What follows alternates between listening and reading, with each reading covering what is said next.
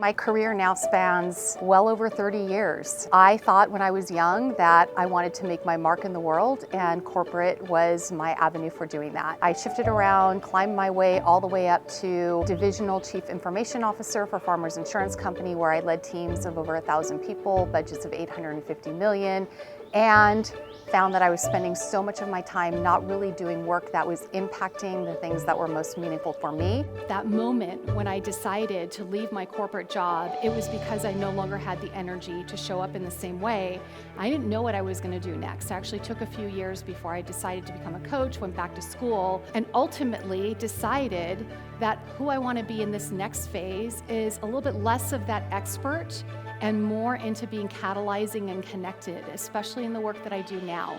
So leading less from the head and more from the heart, and sharing experiences and stories as a way of connecting with people to catalyze their own change. So when I was in the corporate world, I spent a lot of my time mentoring and bringing along women, in particular, who had high potential but couldn't see a way to advance.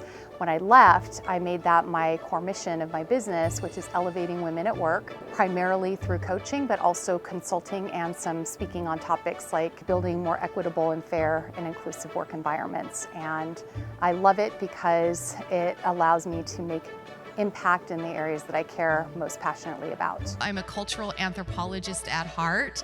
I have applied that passion towards workplace cultures, really digging into how cultures at work shape the trajectories of people, particularly those of us who are in marginalized or underrepresented groups. What I love to do with clients is to help them think through what kind of a personal and professional brand they want to be building so that they have a reputation.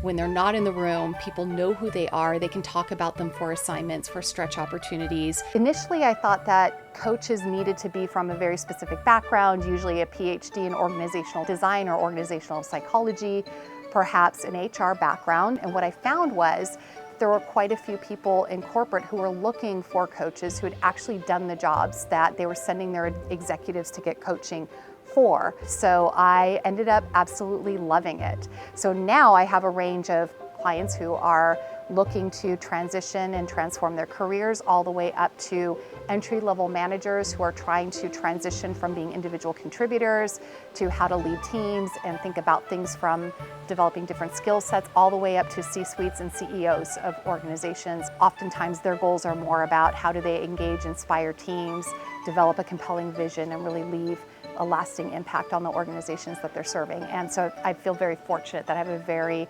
wide, broad, interesting range of clients who are all wonderful and amazing. When we actually engage in the question of who are we becoming, we can actually build lives that are much more intentional, much more filled with adventure and discovery. Yeah, it's a little bit scary and it takes courage, but it can lead us to more meaning, more purpose, and a more conscious life.